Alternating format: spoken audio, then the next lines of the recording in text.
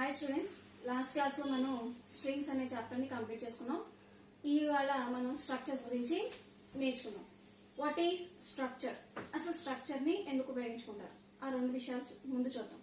Structure is a user defined data type. Structure అనేది ఒక user defined data type అమ్మ. ఇక్కడ మనం యూజర్ డిఫైన్డ్ అంటే యూజర్ డిఫైన్ చేసే ఒక data type. C type definition అనే ఒక ఫీచర్ ఉంది సిలో. ఆ టైప్ డెఫినిషన్ అనే ఫీచర్ లో మనం ఏం చేయొచ్చు అంటే ఎగ్జిస్టింగ్ డేటా టైప్స్ ని మనకు నచ్చిన ఐడెంటిఫైయర్ తోటి విడిగా ఇంకొక డేటా టైప్ కింద మనం దాన్ని రాయొచ్చు. అలా రాయడాన్ని మనం ఏమంటాం అంటే యూజర్ డిఫైన్డ్ డేటా టైప్ అని చెప్పేసి అంటాం. ఇలా యూజర్ డిఫైన్డ్ డేటా టైప్స్ లోకి ఎవరు వస్తారు అంటే structures, unions and enumerated data types. Structures, unions and enumerated data types అనేవి పూర్తిగా మూడు కూడా యూజర్ డిఫైన్డ్ డేటా టైప్స్. ఓకేనా, యూజర్ డిఫైన్డ్ డేటా టైప్ అమ్మాయి. అలాగే అసలు స్ట్రక్చర్ అంటే ఏంటి? స్ట్రక్చర్ అనేది collection of heterogeneous elements. Heterogeneous elements అంటే డిఫరెంట్ డేటా టైప్స్ ఎలిమెంట్స్ యొక్క కలెక్షన్ ని మనం ఏమనుకుంటాము అంటే ఇక్కడ ఒక స్ట్రక్చర్ అని చెప్పేసి అంటాం. ఇంతకు ముందు మనం ఎరే అనే దాని గురించి నేర్చుకున్నాం, గుర్తుంది కదా. ఎరే అంటే ఏంటి? Collection of similar data type elements. అంటే ఒకే డేటా టైప్ కి చెందిన ఎలిమెంట్స్ యొక్క కలెక్షన్ ని మనం ఎరే అని అంటున్నాం.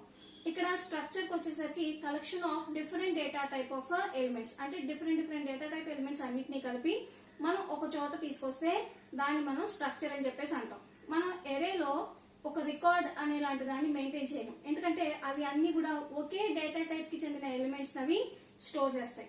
అదే మీరు స్ట్రక్చర్ ని కనుక తీసుకుంటే స్ట్రక్చర్ అనేది ఒక రికార్డ్ టైప్ లో మన డేటా అంతటిని స్టోర్ చేసుకోవచ్చు. అంటే ఒక ఎంటిటీ, అంటే సపోజ్ ఒక ఎంప్లాయీ తీసుకుంటే employee number, employee name, employee salary, employee address, అంటే ఇవన్నీ కూడా డిఫరెంట్ డేటా టైప్స్ లో ఉంటాయి.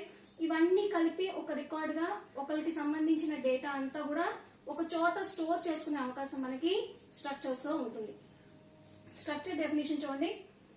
Structure is the collection of variables of different data types under a single name. ఒక సింగిల్ నేమ్ కిందన మనం కలెక్ట్ చేసుకుని పెట్టుకునే ఒక రికార్డ్, కలెక్షన్ యొక్క రికార్డ్ ని మనం ఏమంటున్నాము అంటే స్ట్రక్చర్ అని చెప్పేసి అనుకుంటున్నాం. మన ఎరే డెఫినేషన్ ని కూడా చూసాం అనుకోండి. ఎరే డెఫినేషన్ ఎలా ఉంటుంది? Collection of similar data type elements under single name. ఒక సింగిల్ నేమ్ కిందన సేమ్ డేటా టైప్ ఎలిమెంట్స్ యొక్క కలెక్షన్ ని మనం స్టోర్ చేసుకుంటున్నాం. స్ట్రక్చర్ వచ్చేసరికి different data types of elements under a single name. It is similar to records. Structure అనేది ఎప్పుడు కూడా రికార్డ్స్ లాగా ఉంటుంది. Next, it stores related information about an entity. ఒక ఎంటిటీకి సంబంధించిన రిలేటెడ్ ఇన్ఫర్మేషన్ అంతటిని కూడా అది స్టోర్ చేస్తుంది. నెక్స్ట్ వచ్చి ఎరే అంటే similar data type collection. Next structure అంటే డిఫరెంట్ డేటా టైప్ కలెక్షన్. ఈ రెండింటిని ఏమంటారంటే array is also called as homogeneous data type collection. Homogeneous అంటే సిమిలర్ డేటా టైప్స్ అన్ని కూడా ఒకేలా ఉండే వాటి అన్నిటిని కూడా హోమోజీనియస్ అని అంటాం. ఆ హోమోజీనియస్ కలెక్షన్ ఏమంటాం? ఎరే అని అంటాం. హెట్రోజీనియస్ అంటే డిఫరెంట్ డేటా టైప్స్. ఆ డిఫరెంట్ డేటా టైప్స్ యొక్క కలెక్షన్ ని మనం ఏమంటాము అంటే స్ట్రక్చర్ అని చెప్పేసి అంటాం. The main difference between array and structure is array stores similar data type of elements where a structure stores different data type of elements. So structure అనేది ఒక యూజర్ డిఫైన్డ్ డేటా టైప్. ఇప్పుడే చెప్పాం కదండి, user defined అంటే user define చేసేది. User దేన్ని define చేస్తారు? Already existing data type ని ఒక ఐడెంటిఫైయర్ తో గనక అతను రిప్రజెంట్ చేస్తే దాన్ని మనం యూజర్ డిఫైన్ డేటా టైప్ అని అంటాము. ఈ యూజర్ డిఫైన్ డేటా టైప్ ని రాయటానికి సి లో ఒక ఫీచర్ ఉంది, దాన్ని మనం టైప్ డెఫినిషన్ అని చెప్పేసి కూడా అంటాము. దాని ద్వారా మనం యూజర్ డిఫైన్ డేటా టైప్స్ ని రాస్తాము. అందులో స్ట్రక్చర్ ఒకటి. Structure is nothing but A user define data type which stores different data types under a single name. ఒక సింగిల్ నేమ్ కిందన డిఫరెంట్ డేటా టైప్స్ యొక్క కలెక్షన్ ని తీసుకుని స్టోర్ చేస్తుంది. అది స్ట్రక్చర్. ఓకేనా, ఇప్పుడు ఈ స్ట్రక్చర్ ని మనం ఎలా డిక్లేర్ చేస్తాము, దానికి సంబంధించిన సింటాక్స్ చూద్దాం. ఇప్పుడు స్ట్రక్చర్ డిక్లరేషన్. స్ట్రక్చర్ ని ఎలా డిక్లేర్ చేస్తాము? ఈ స్ట్రక్చర్ ని డిక్లేర్ చేసేటప్పుడు ఎప్పుడు కూడా మనం స్ట్రక్ట్ అనే కీవర్డ్ ను ఉపయోగిస్తాం. Use a keyword struct. Struct అనే కీవర్డ్ ఉపయోగించుకుని మనం ఒక స్ట్రక్చర్ ని డిక్లేర్ చేస్తాం. స్ట్రక్చర్ ని డిక్లేర్ చేసినప్పుడు దాని యొక్క సింటాక్స్ చూడండి. మనం స్ట్రక్చర్ ని కీవర్డ్ ఉపయోగిస్తామని చెప్పాం కదా, ఇదిగో స్ట్రక్ట్. అలాగే మన స్ట్రక్చర్ కి ఏదైతే నేమ్ ఇవ్వాలి అనుకుంటున్నామో దాని యొక్క నేమ్ ని పక్కన రాయాలి. రాసిన తర్వాత మనం బ్రేస్ ని ఓపెన్ చేసి డిఫరెంట్ డేటా టైప్స్ అని చెప్పాం కదా, ఆ డిఫరెంట్ డేటా టైప్స్ యొక్క కలెక్షన్ ఇక్కడ రాస్తాం. అందుకనే మనం ఇక్కడ సింటాక్స్ లో రాసుకునేటప్పుడు ఏమని రాసుకున్నాం, data type variable 1, data type variable 2, data type variable 3 so on. ఇలా మీరు ఇందులో ఎన్ని డేటా టైప్స్ కి సంబంధించిన వేరియబుల్స్ అయినా సరే మీరు స్టోర్ చేసుకోవచ్చు. స్టోర్ చేసుకున్న తర్వాత మీరు క్లోజింగ్ బ్రేస్ ని రాసి దాని పక్కన మీకు సెమీ కాలన్ ఇవ్వాలి. సెమీ కాలన్ ఇస్తే ఈ లోపల ఉన్న వేరియబుల్స్ అన్ని కూడా ఈ స్ట్రక్ట్ టైప్ కి చెందినవి అని చెప్పేసి, ఈ లోపల మీరు ఏదైతే వేరియబుల్స్ ని డిక్లేర్ చేస్తున్నారో ఆ డిక్లేర్ చేసేవన్నీ కూడా ఎవరికి చెందుతాయి, ఇక్కడ మీరు స్ట్రక్ట్ లో ఏదైతే స్ట్రక్చర్ నేమ్ రాసారో దానికి చెందినవి అని చెప్పేసి మనం ఇలా ఒక స్ట్రక్చర్ ని డిక్లేర్ చేస్తాం. ఓకేనా. స్ట్రక్చర్ ఎప్పుడు కూడా దేంతో డిక్లేర్ చేయాలి, by using the keyword struct. మనం ఇంతకు ముందే చెప్పుకున్నాం 32 కీవర్డ్స్ తో సి లాంగ్వేజ్ ఫామ్ అయింది అని చెప్పేసి. ఆ 32 కీవర్డ్స్ లో ఒక కీవర్డ్ ఇది స్ట్రక్ట్ అనేది. ఆ స్ట్రక్ట్ అనే దాంతో మనం ఏం రాస్తున్నాం ఇక్కడ, స్ట్రక్చర్ నేమ్ అంటే మన ఈ లోపల వేరియబుల్స్ దేని కోసం అయితే రాస్తామో, ఏ ఎంటిటీ కోసం అయితే రాస్తామో దానికి సంబంధించినవన్నీ కూడా మనం ఇక్కడ రాస్తాం. రాసిన తర్వాత డిఫరెంట్ డేటా టైప్స్ యొక్క కలెక్షన్ అని చెప్పాం కాబట్టి data type variable 1, data type variable 2 so on అని చెప్పేసి మనం ఈ ఓపెన్ బ్రేస్ క్లోజ్ బ్రేస్ రాసిన తర్వాత చివరిలో కంపల్సరీ మనం సెమీ కాలన్ అనేది ఇవ్వాలి. ఇది ఒక స్ట్రక్చర్ యొక్క డిక్లరేషన్. దీనికి మనం ఒక ఎగ్జాంపుల్ ని చూద్దాం. ఎగ్జాంపుల్ చూద్దామండి. ఇందాక మనం డిక్లేర్ చేసిన స్ట్రక్చర్ ఎప్పుడు కూడా స్ట్రక్చర్ అనేది స్ట్రక్ట్ అనే కీవర్డ్ తో స్టార్ట్ అవుతుంది చెప్పాను కదా. ఇక్కడ ఎగ్జాంపుల్ రాద్దాం. స్ట్రక్ట్, నేను ఒక స్టూడెంట్ కి స్ట్రక్చర్ ని క్రియేట్ చేద్దాం అంటే ఇప్పుడు ఈ స్ట్రక్ట్ అనే కీవర్డ్ రాసుకున్నా కదా. ఇప్పుడు స్ట్రక్చర్ నేమ్ లో ఎవరికి రాస్తున్నాను నేను, స్టూడెంట్ కి రాస్తున్నాను కాబట్టి ఇక్కడ ఏమని రాస్తాను, స్టూడెంట్.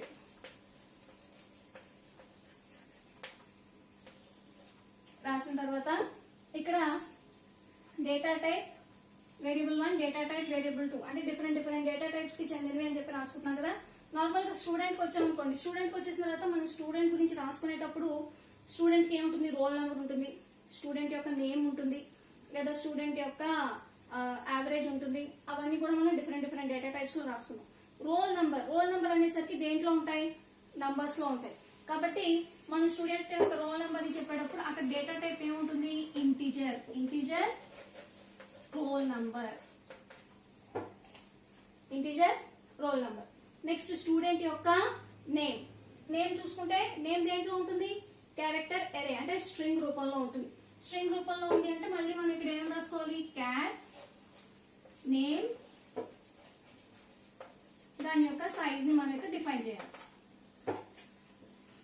అంటే ఇక్కడ చూడండి డిఫరెంట్ డేటా టైప్స్ అన్ని కూడా, అంటే ఈ రెండు కూడా డిఫరెంట్ డేటా టైప్స్ అన్ని కూడా ఎవరికి చెందినవి, స్టూడెంట్ అనే వాళ్ళకి చెందినవి. స్టూడెంట్ యొక్క రోల్ నెంబర్, స్టూడెంట్ యొక్క నేమ్.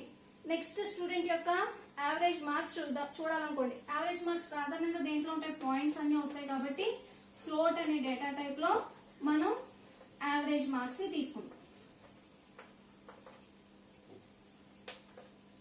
స్ట్రక్ట్ అనే కీవర్డ్ ఉపయోగించుకుని దానికి స్టూడెంట్ అనే నేమ్ ఇచ్చి ఆ స్టూడెంట్ లో డిఫరెంట్ డేటా టైప్స్ యొక్క కలెక్షన్ ని మనం ఇక్కడ రాసుకున్నాం. అందులో int roll number integer data type, char name character data type, float average marks అంటే ఫ్లోటింగ్ పాయింట్ డేటా టైప్. అంటే ఇక్కడ 3 డిఫరెంట్ డేటా టైప్స్ కి చెందినవన్నీ కూడా మనం కలిపి ఒక స్టూడెంట్ అనే దానికి ఇస్తున్నాం. ఓకేనా. ఇలా మనం ఒక స్ట్రక్చర్ ని రాసుకోవచ్చు. నెక్స్ట్ సేమ్ దీనికి ఇంకొక ఎగ్జాంపుల్ రాసుకున్నాం. ఎంప్లాయీ ఎగ్జాంపుల్ ని రాద్దాం. నెక్స్ట్ ఎంప్లాయీ గురించి ఎగ్జాంపుల్ రాద్దాం. ఎంప్లాయీ రాసుకునేటప్పుడు keyword struct employee. Okay, employee ఒక చోట పనిచేస్తూ ఉంటాడు. పనిచేసినప్పుడు ఎంప్లాయీకి ఒక ఐడెంటిఫికేషన్ నంబర్ ఉంటుంది కాబట్టి ఐడెంటిఫికేషన్ నంబర్ ఎప్పుడు కూడా ఇంటీజర్ లో ఉంటుంది కాబట్టి ఈఐడి ఎంప్లాయీ ఐడి ఇంటీజర్ లో ఇచ్చాం. నెక్స్ట్ దానికి ఎంప్లాయీ నేమ్ ఉంటుంది కదా. నేమ్ దేంట్లో ఉంటుంది, character variable, character name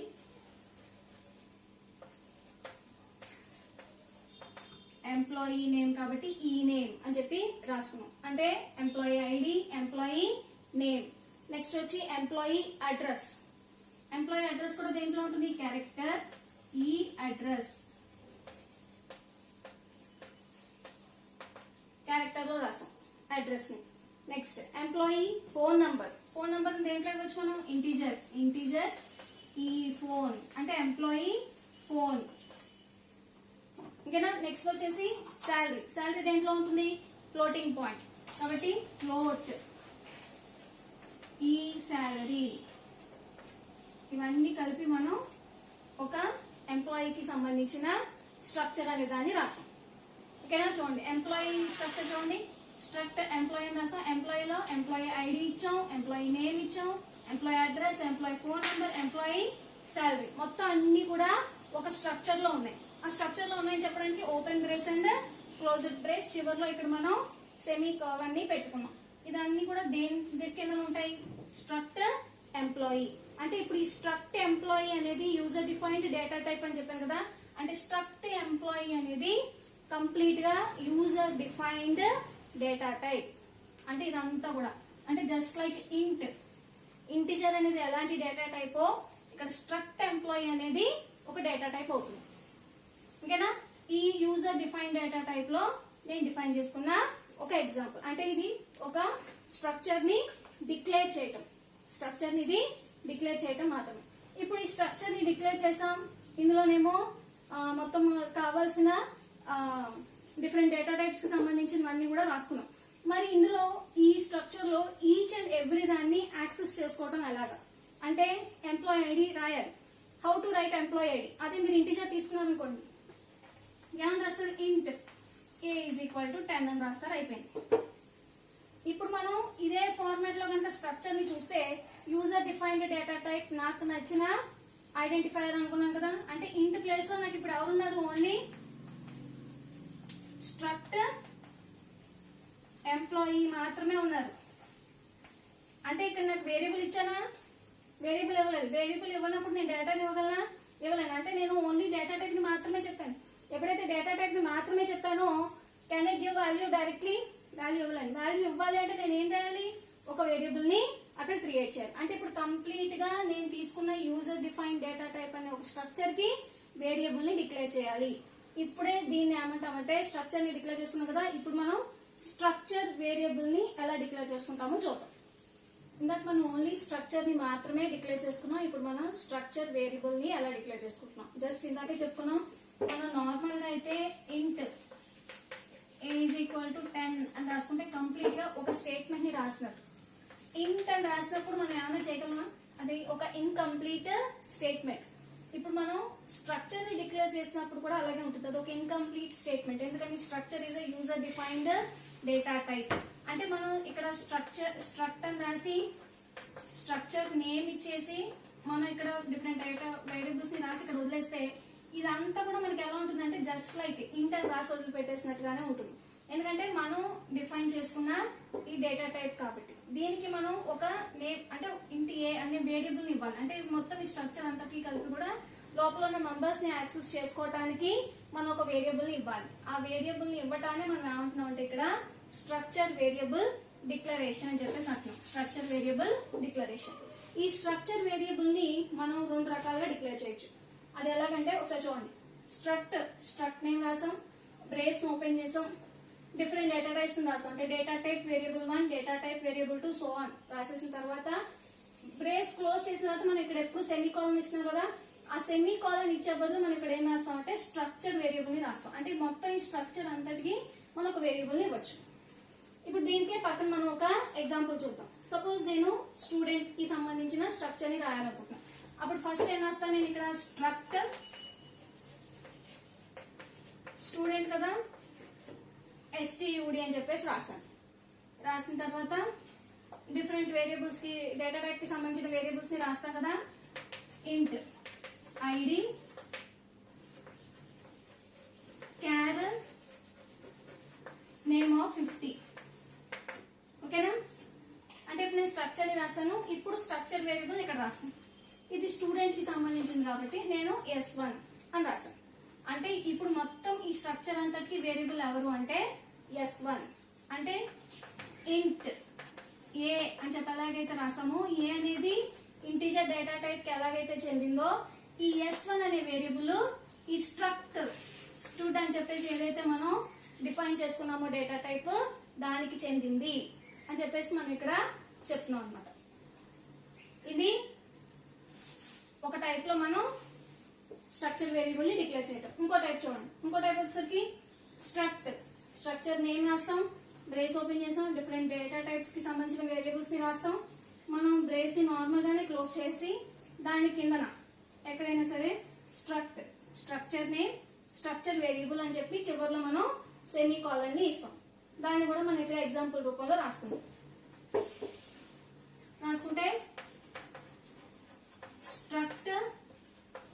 structure name రాసాను.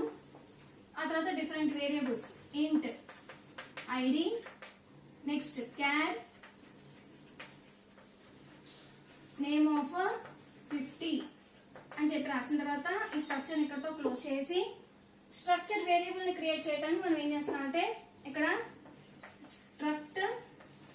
ఈ స్ట్రక్చర్ యొక్క నేమ్ ఎవరు std. ఇప్పుడు దీనికి సంబంధించిన స్ట్రక్చర్ వేరియబుల్ s1 అని చెప్పేసి నేను ఇక్కడ రాస్తాను. s1 అని చెప్పేసి రాస్తాను. ఇలాగ మనం స్ట్రక్చర్ వేరియబుల్ ని డిక్లేర్ చేసుకోవచ్చు. అలాగే ఒకటే వేరియబుల్ ని డిక్లేర్ చేసుకున్నాము ఈ స్ట్రక్చర్ లో అంటే ఇప్పుడు s1 అనేది ఒక స్టూడెంట్ కి మాత్రమే సరిపోతుంది. అలా కాకుండా మీరు ఇంకా ఎక్కువ మందికి కనుక రాయాలి అనుకుంటే మీరు జస్ట్ ఇక్కడే కామా s2 s3 సెమీకోలన్ అని ఇవ్వచ్చు. అని ఇచ్చినప్పుడు s1 అనే దాంతో మనం ఒక నేమ్ ని, s2 అనే దాంతో ఇంకొక స్టూడెంట్ కి సంబంధించింది, s3 అనే దాంతో ఇంకొక స్టూడెంట్ సంబంధించింది రాసుకోవచ్చు. సేమ్ ఇలాగే మనం ఇక్కడ s1 comma s2 comma s3 comma semicolon అని చెప్పేసి రాయొచ్చు. This is declaration of a structure and declaration of a structure variable.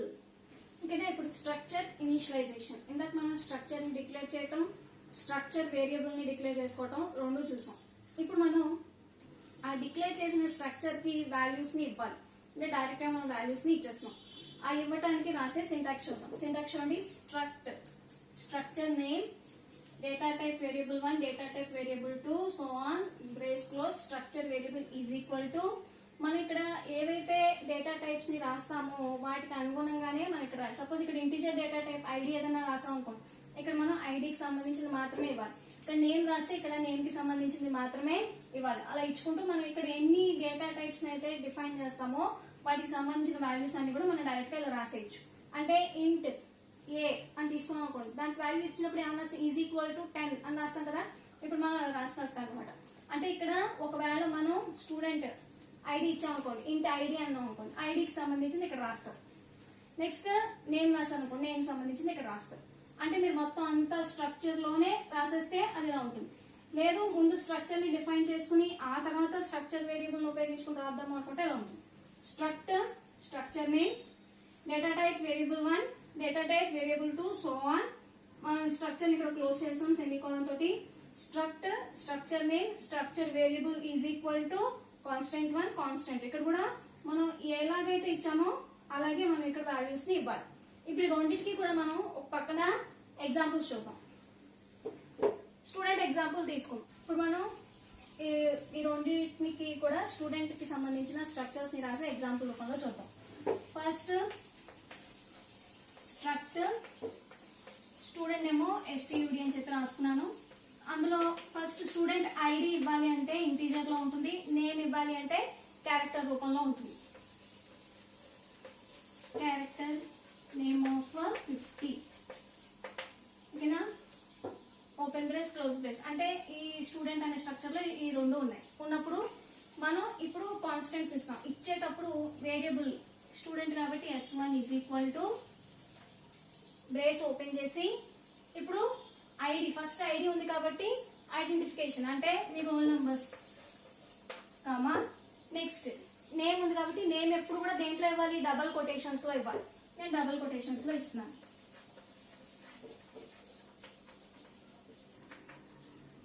ఓకేనా. అంటే మీరు ఇక్కడ ఏ ఆర్డర్ లో అయితే రాసారో అదే ఆర్డర్ లో మీ డేటా ఇవ్వాలి.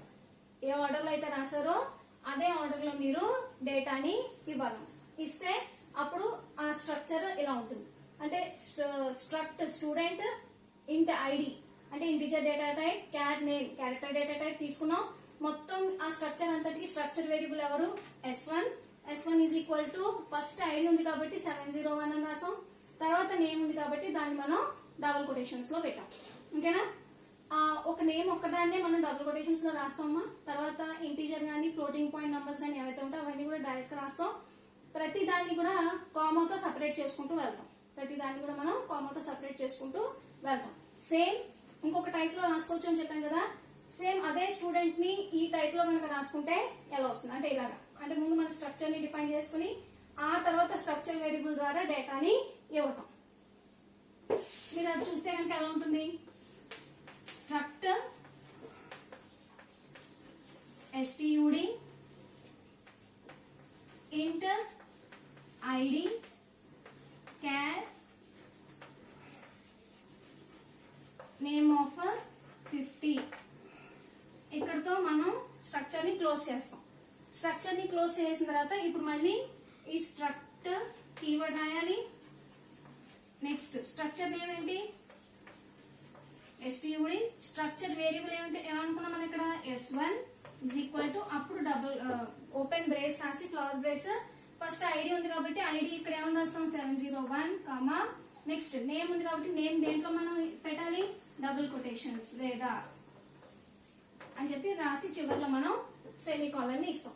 అంటే మనం క్రియేట్ చేసిన ఒక స్ట్రక్చర్ కి వేరియబుల్ ని డిక్లేర్ చేసుకుని దాన్ని మనం ఇలాగా ఇనిషియలైజ్ చేసుకోవచ్చు. ఇనిషియలైజ్ చేసుకోవటం అంటే డైరెక్ట్ గా వాల్యూస్ ని ఇవ్వటం, అంటే కీబోర్డ్ నుంచి కాదమ్మా, మనం డైరెక్ట్ గా రాసుకునేటప్పుడే వాల్యూస్ ని ఇచ్చేస్తే కనుక మనం దాన్ని ఇలాగా రాసుకోవచ్చు. ఇది స్ట్రక్చర్ ని డిక్లేర్ చేసి స్ట్రక్చర్ వేరియబుల్ ని డిక్లేర్ చేసుకుని ఆ డిక్లేర్ చేసుకున్న వేరియబుల్స్ కి డైరెక్ట్ గా వాల్యూస్ ని ఇవ్వటం అంటే ఇనిషియలైజ్ చేయటం. నెక్స్ట్ మనం ఇలా రాసిన వాటిని ఎలాగా యాక్సెస్ చేస్తాం, యాక్సెస్ చేయటం అంటే ఎలాగ డిస్ప్లే చేసుకుంటాం అనేది చూద్దాం. How do you access A structure. ఇప్పుడు మనం స్ట్రక్చర్ లో ఉండే మెంబర్స్ ని ఎలా యాక్సెస్ చేసుకోవాలి, స్ట్రక్చర్ లో ఉండే మెంబర్స్ ని యాక్సెస్ చేసుకోవాలి అనుకుంటే మనం డాట్ ఆపరేటర్ ఉపయోగించాలి. డాట్ ఆపరేటర్ ఉపయోగించుకోవాలి. ఆ డాట్ ఆపరేటర్ ఉపయోగించుకునేటప్పుడు దాని యొక్క సింటాక్స్ ఎలా ఉంటుందంటే structure variable dot member name. ఇందాక మనం స్టూడెంట్ రాసుకున్నప్పుడు స్ట్రక్చర్ వేరియబుల్ s1 అని చెప్పుకున్నాం కదా, s1 అందులో స్ట్రక్చర్ లోపల ఉండే మెంబర్స్ ఎవరు, ఐడి నేమ్ ఏవైతే ఉన్నాయో వాటిని మనం dot ID s1 dot ID s1 dot name అని చెప్పేసి మనం రాస్తాం అనమాట. ఒకసారి చూడండి, స్ట్రక్ట్ స్టూడెంట్, ఓకేనా. నెక్స్ట్ వచ్చేసి మనం ఇంట్ ఐడి, నెక్స్ట్ క్యార్ నేమ్ ఆఫ్ 50 అని చెప్పేసి రాసాం కదా. రాసినప్పుడు ఇక్కడ మనం s1 is equal to ID ఏమో 701 నేమ్ ఏమో వేదా అని చెప్పి రాసాం కదా. ఇప్పుడు నేను కనుక ఈ స్ట్రక్చర్ లో ఉన్న వాటిని డిస్ప్లే చేయాలి అనుకుంటే అప్పుడు నేను ఏం ఉపయోగిస్తాను అంటే structure variable dot member name. Structure variable ఎవరు s1, మెంబర్ నేమ్ అంటే ఇక్కడ ఉండే మెంబర్స్ ఎవరు ఐడి నేమ్ ఇంకా ఏమైనా ఉంటే అవన్నీ కూడా మెంబర్స్ అవుతాయి. అంటే ఇప్పుడు కనుక నేను 701 అనేది ప్రింట్ ఆఫ్ స్టేట్మెంట్ లో కనుక ప్రింట్ చేయాలి అనుకుంటే అప్పుడు నేను ఏం రాస్తాను structure variable s1 dot member name అంటే ఎవరు ఐడి. అంటే ఇప్పుడు s1 డాట్ ఐడి అంటే మొత్తం ఈ వేరియబుల్ లో ఎవరు ఉంటారు ఐడి ఎంత ఉంటుంది 701. అలాగే నేమ్ ని డిస్ప్లే చేయాలనుకుంటే అప్పుడు ఏమని రాస్తాను s1 డాట్ నేమ్. నేమ్ ఏంటి వేద వేద అని చెప్పేసి అది నాకు డిస్ప్లే అవుతుంది. ఓకేనా. ఇలా మనం స్ట్రక్చర్ ని డిక్లేర్ చేసి స్ట్రక్చర్ వేరియబుల్ ని డిక్లేర్ చేసి దాన్ని ఇనిషియలైజ్ చేసి దాన్ని యాక్సెస్ చేయటం. ఓకేనా. ఇప్పుడు ఇవన్నీ కలుపుకొని అంటే ఒక స్ట్రక్చర్ ని డిక్లేర్ చేసుకుని ఒక స్ట్రక్చర్ వేరియబుల్ ని డిక్లేర్ చేసుకుని దాన్ని ఇనిషియలైజ్ చేసుకుని అప్పుడు దాన్ని నేను యాక్సెస్ చేసి అంటే డిస్ప్లే చేయడానికి ఒక ప్రోగ్రామ్ రాస్తాను. ఆ ప్రోగ్రామ్ లో మనం చూద్దాం. మొత్తం అన్ని ఇప్పుడు మనం ఏదైతే నేర్చుకున్నామో అవన్నీ కలిపి ఒక ప్రోగ్రామ్ లో ఒక ఆర్డర్ లో మనం నేర్చుకుందాం. ఇప్పుడు వరకు మనం ఏం నేర్చుకున్నాం స్ట్రక్చర్ డిక్లరేషన్, స్ట్రక్చర్ ని డిక్లేర్ చేయటం. స్ట్రక్చర్ ని ఎలా డిక్లేర్ చేస్తారు బై యూజింగ్ స్ట్రక్ట్ కీవర్డ్. మనం స్ట్రక్చర్ ని డిక్లేర్ చేసుకునేటప్పుడు మనం ఏ స్ట్రక్చర్ అయితే ఏ ఎంటిటీకి అయితే రాసుకుంటున్నామో దాని యొక్క నేమ్ ని రాస్తాము. రాసిన తర్వాత బ్రేస్ ని ఓపెన్ చేస్తాం. ఓపెన్ చేసి data type different data types యొక్క కలెక్షన్ ని మనం ఇక్కడ రాస్తాం.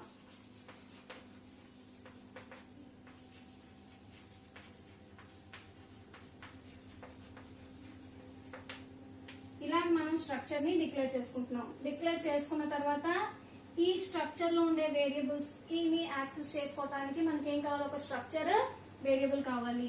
మనం ఇక్కడేమో స్ట్రక్చర్ వేరియబుల్ ని రాస్తున్నాము.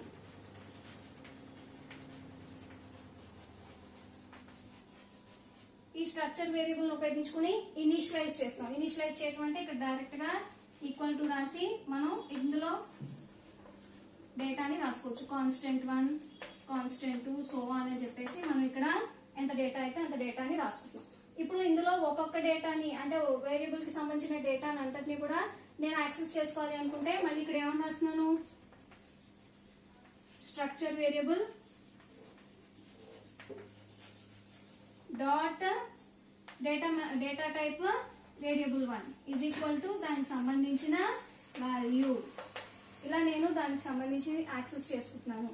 ఇదేమో ఇక్కడ నుంచి ఇక్కడ వరకు స్ట్రక్చర్ ని డిక్లేర్ చేయటం, ఇక్కడ నుంచి ఇక్కడ వరకు స్ట్రక్చర్ వేరియబుల్ ని డిక్లేర్ చేయటం.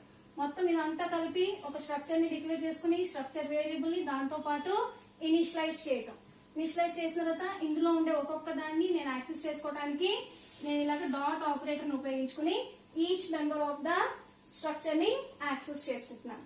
ఓకేనా. ఇప్పుడు మొత్తం ఇదంతా కూడా మనం ఒక ప్రోగ్రామ్ రూపంలో చూద్దాం. ఇప్పుడు మనం ప్రోగ్రామ్ ని రాద్దాం. సాధారణంగా ప్రోగ్రామ్ రాసేటప్పుడు ఫస్ట్ ఏం రాస్తాం, లింక్ సెక్షన్.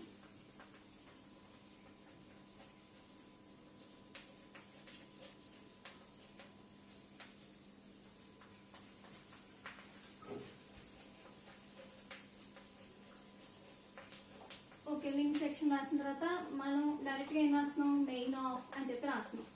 మనం స్ట్రక్చర్ ని డిక్లేర్ చేసేటప్పుడు స్ట్రక్చర్ ని మెయిన్ ఆఫ్ కి పైన డిక్లేర్ చేయొచ్చు లేదా మెయిన్ ఆఫ్ కి లోకల్ గా. అంటే structure can be declare either globally or locally. First మనం ఇక్కడ నేర్చుకుంటున్నాం కాబట్టి లోకల్ గా డిక్లేర్ చేసుకున్నాం. మెయిన్ ఆఫ్ అని రాసి ఇప్పుడు నేను స్టూడెంట్ యొక్క స్ట్రక్చర్ ని రాస్తున్నాను. Struct student. ఇప్పుడు ఈ స్ట్రక్చర్ లో నేను ఇచ్చుకునే డిఫరెంట్ డేటా టైప్ వేరియబుల్స్ ఏంటి, ఇంట్ స్టూడెంట్ ఐడి కామా క్యార్ నేమ్. ఓకేనా. రాసిన తర్వాత యాక్చువల్ గా అయితే ఇక్కడ సెమీకోలన్ పెట్టి దీని కింద రాయొచ్చు. నేను డైరెక్ట్ గా దీంట్లోనే మనం 2 టైప్స్ నేర్చుకున్నాం కదా, ఇక్కడ వేరియబుల్ స్ట్రక్చర్ వేరియబుల్ డిక్లేర్ చేసి డైరెక్ట్ గా ఇనిషియలైజ్ చేయడం. ఇప్పుడు ఇక్కడ నుంచి ఇక్కడ వరకు మనం ఏం చేసాం, ఒక స్ట్రక్చర్ ని డిక్లేర్ చేసుకున్నాం. ఇప్పుడు స్ట్రక్చర్ వేరియబుల్ రాస్తున్నాను. స్ట్రక్చర్ వేరియబుల్ ఏమి S1 ఇచ్చిన తర్వాత ఇక్కడతో సెమీకోలన్ పెట్టేస్తే అక్కడ ఏమవుతుంది, స్ట్రక్చర్ వేరియబుల్ ని డిక్లేర్ చేయడం అవుతుంది. ఇప్పుడు నేను ఇనిషియలైజ్ కూడా చేస్తున్నాను. అంటే డైరెక్ట్ గా వాల్యూస్ ని కూడా నేను ఇక్కడే ఇచ్చేస్తున్నాను. ఇచ్చేసేటప్పుడు ఫస్ట్ ఐడి ఉంది కదా, ఐడి ప్లేస్ లో ఎంత రాస్తాను, 701. నెక్స్ట్ నేమ్ ఉంది కదా, నేమ్ ప్లేస్ లో నిత్య అని చెప్పి రాస్తున్నాను.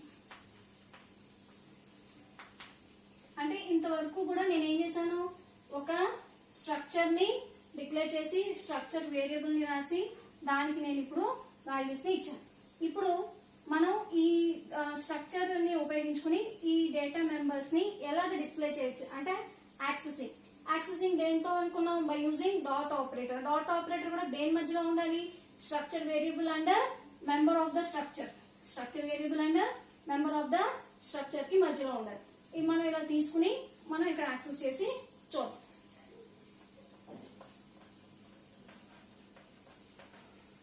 ఇప్పుడు ప్రింట్ చేద్దాం.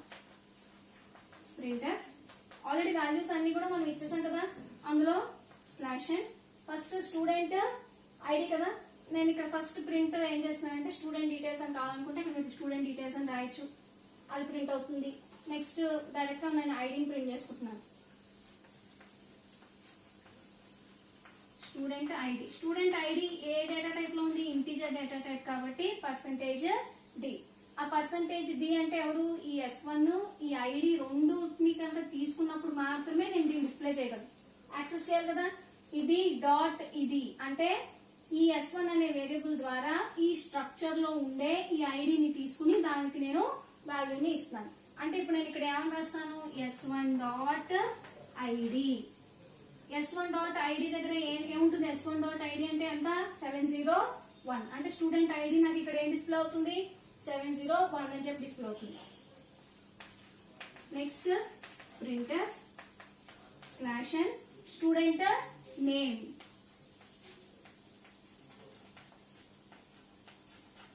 స్టూడెంట్ నేమ్ తీసుకున్నాం. స్టూడెంట్ నేమ్ దేంట్లో ఉంటుంది? Percentage yes. Percentage yes. ఇప్పుడు స్టూడెంట్ నేమ్ డిస్ప్లే అవ్వాలనుకోండి, మళ్ళీ నేను ఏం తీసుకోవాలి? Structure variable dot structure member variable. Structure variable S1 dot member variable ఎవరు? నేమ్. అంటే ఇక్కడ నేను ఏమని రాస్తాను? S1 dot name. ఇప్పుడు S1 డాట్ నేమ్ అంటే నాకు ఇక్కడ ఏం డిస్ప్లే అవుతుంది? వేద అని చెప్పేసి డిస్ప్లే అవుతుంది. ఓకేనా? ఇప్పుడు ఇది ఒక స్ట్రక్చర్ కి సంబంధించిన సింపుల్ ప్రోగ్రామ్. ఇందులోనే నేను స్ట్రక్చర్ ని డిక్లేర్ చేశాను, స్ట్రక్చర్ వేరియబుల్ ని డిక్లేర్ చేశాను, డేటాని కూడా డైరెక్ట్ గా ఇనిషియలైజ్ చేశాను. ఇనిషియలైజ్ చేసిన డేటా తోటి నేను ఇక్కడ డైరెక్ట్ గా యాక్సెస్ చేసి వాల్యూస్ ని డిస్ప్లే చేస్తున్నాను. మళ్ళీ మనం ఈ ప్రోగ్రామ్ ని రన్ చేయాలనుకుంటే తెలుసు కదా అందరికి. ఫస్ట్ F9 దేనికోసం? ఎర్రర్స్ ని చెక్ చేయడానికి. ఎర్రర్స్ ఏమి లేకపోతే ప్రోగ్రామ్ ని .c తోటి సేవ్ చేసిన తర్వాత Ctrl+F9 కంపైల్ చేస్తాను. కంపైల్ చేసినప్పుడు నాకు ఏం డిస్ప్లే అవుతుంది? మొత్తం ప్రోగ్రామ్ అంతా కూడా కంపైల్ అవుతుంది. నేను చివరిలో అవుట్పుట్ ని చూస్తాను. ఎందుకంటే Ctrl+F9 లో నేనేమి ఇవ్వట్లేదు. ఎందుకని? అన్ని కూడా నేను ఇక్కడ ఇచ్చేసాను కాబట్టి ఓన్లీ డిస్ప్లే మాత్రమే చేయాలి కాబట్టి కంపైల్ చేస్తున్నాను. అంటే మొత్తం ప్రోగ్రామ్ ని బైనరీ ఫార్మాట్ లోకి మార్చిన తర్వాత Alt+F5 ఇప్పుడు నేను డిస్ప్లే చేయమని అడుగుతాను. డిస్ప్లే చేయమని అడిగినప్పుడు ప్రింటర్ స్టేట్మెంట్ ఏముంది? Student ID. స్టూడెంట్ ఐడి అంటే ఏమని డిస్ప్లే అవుతుంది? S1 dot ID. S1 dot ID అంటే ఈ రెండింటికి సంబంధించిన వాల్యూ అంతా 701. అంటే అవుట్పుట్ లో నాకు student ID is equal to ఎంత డిస్ప్లే అవుతుంది? 701 అని చెప్పి డిస్ప్లే అవుతుంది. నెక్స్ట్ ప్రింటర్ స్టేట్మెంట్ ఏముంది? Student name. స్టూడెంట్ నేమ్ అంటే మళ్ళీ S1 డాట్ నేమ్. దీనికి సంబంధించిన డేటా ఏంటి? ఇది S1 డాట్ నేమ్ అంటే విద్య.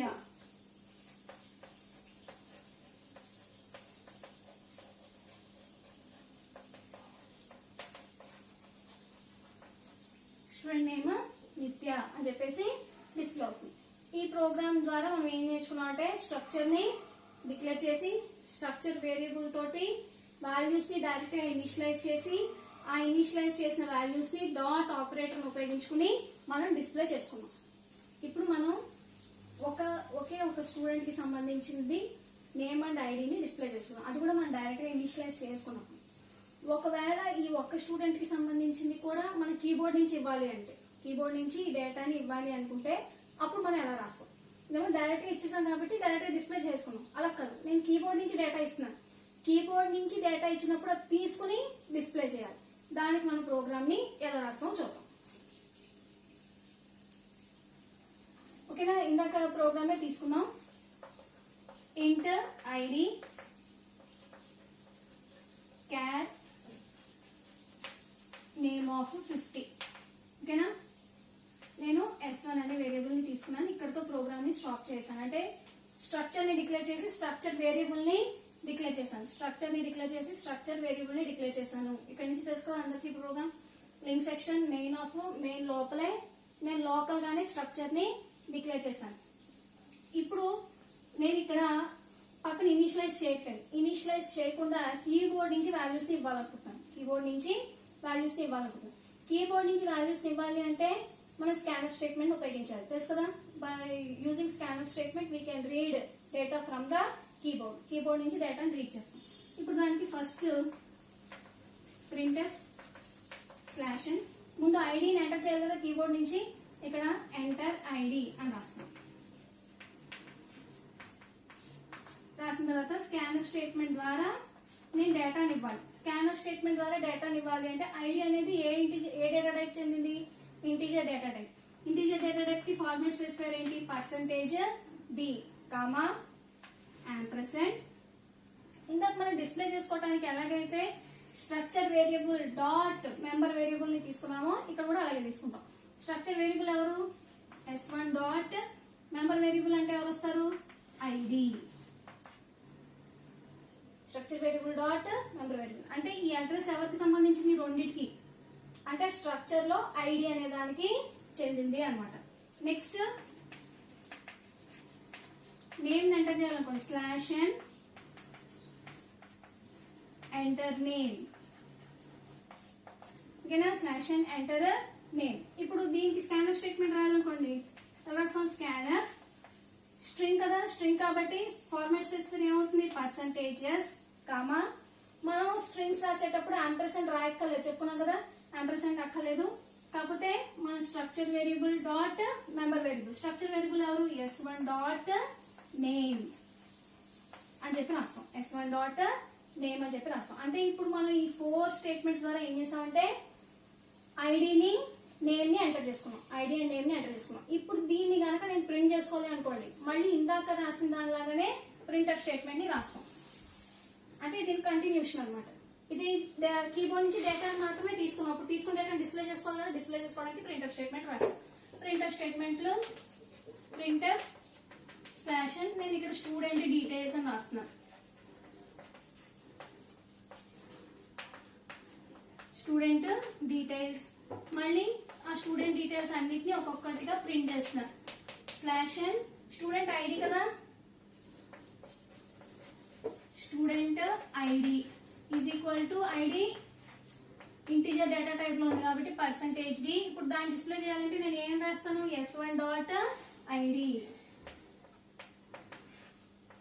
ఇందాక కూడా మనం ఇలాగే రాసుకున్నాం గుర్తుందా, అక్కడైతే డైరెక్ట్ గా ఇచ్చేసాం, ఇక్కడ ఏం చేసాం కీబోర్డ్ నుంచి ఇచ్చాం, అదే డిఫరెన్స్. ఇందాకేమో డైరెక్ట్ గా ఇచ్చేసాం, ఇప్పుడేమో మనం కీబోర్డ్ నుంచి ఇచ్చాం.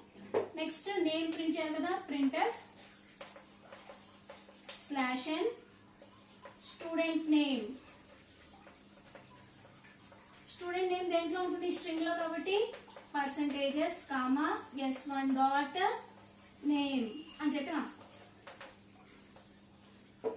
ఇక్కడతో ప్రోగ్రామ్ అనేది క్లోజ్ అవుతుంది. మనం ఈ ప్రోగ్రామ్ ని కనుక రన్ చేస్తే అంటే ఎర్రర్స్ ని చెక్ చేసుకుని సేవ్ చేసి రన్ చేస్తే ఎలా ఉంటుంది చూడండి ఒకసారి. మనం ఇక్కడ నుంచి ఇక్కడ వరకునేమో స్ట్రక్చర్ ని డిక్లేర్ చేసుకున్నాం, నెక్స్ట్ రీడ్ చేసుకున్నాం కీబోర్డ్ నుంచి, దాన్నేమో మనం ఇక్కడ ప్రింట్ చేస్తాం. ప్రింట్ చేసినప్పుడు నేను ఎర్రర్స్ ని చెక్ చేశాను, సేవ్ చేశాను, కంపైల్ చేశాను. కంపైల్ చేసినప్పుడు ఏమడుగుతుంది అది ఎంటర్ ఐడి, అవుట్పుట్ లో ఎంటర్ ఐడి అనగానే నేను ఇక్కడ ఎంత ఇచ్చాను 702 అని చెప్పేసి ఇచ్చాను. మళ్ళీ వెంటనే ఎంటర్ ప్రెస్ చేస్తారు, ఇక్కడ 702 అని రాసి ఎంటర్ ప్రెస్ చేసిన వెంటనే మళ్ళీ వెంటనే ఏమవుతుంది ఎంటర్ నేమ్. ఎంటర్ నేమ్ అనగానే నేను ఇక్కడ రామ్ అని చెప్పి రాసి ఎంటర్ ప్రెస్ చేస్తాను. ఎంటర్ ప్రెస్ చేసిన వెంటనే నేను మళ్ళీ ప్రోగ్రామ్ లోకి వచ్చేస్తాను, ఎందుకంటే ఇప్పుడు ఓన్లీ కంపైల్ చేస్తాను. కంపైల్ చేసినప్పుడు మనం కీబోర్డ్ నుంచి వాల్యూస్ తీస్తాం కదా, అది తీసేసుకుని కంపైల్ చేస్తాను. ఇప్పుడు అవుట్పుట్ చూడటానికి ఏం ప్రెస్ చేయాలి, నేను ఆల్ట్ ప్లస్ F5 ఇచ్చినప్పుడు అప్పుడు నాకు ఏం డిస్ప్లే అవుతుందంటే student details, student ID. Student ID ఎంత ఇచ్చాను నేను 702. స్టూడెంట్ నేమ్, స్టూడెంట్ నేమ్ అంటే ఏం ఇచ్చాను స్టూడెంట్ నేమ్ ఇక్కడ రామ్. ఇలాగ మనం ఒకరికి సంబంధించిన రికార్డ్స్ అంటే స్ట్రక్చర్ ద్వారా ఇలాగా ఒక ఎంటిటీకి సంబంధించిన కంప్లీట్ డీటెయిల్స్ అన్ని కూడా మనం స్టోర్ చేసుకోవచ్చు. ఓకేనా, ఇంతవరకు మనం ఏం నేర్చుకున్నాం అంటే how to declare a structure, how to declare a structure variable. Next వచ్చి హౌ టు ఇనిషియలైజ్ వాల్యూస్, అంటే డైరెక్ట్ గా వాల్యూస్ ని స్ట్రక్చర్ రాసినప్పుడు వాల్యూస్ ఎలా ఇస్తాం. ఇచ్చిన తర్వాత how do you access each member in a structure, member లో ఉన్న ప్రతి ఒక్క వాల్యూని మనం ఎలాగా యాక్సెస్ చేసుకుంటాము. దాంతో పాటుగా కీబోర్డ్ నుంచి కూడా మన వాల్యూస్ ని ఎలా రీడ్ చేసుకోవచ్చో చూసాం. ఓకేనా, నెక్స్ట్ క్లాస్ లో మనం స్ట్రక్చర్ కి సంబంధించిన మిగతావన్నీ కూడా నేర్చుకుందాం.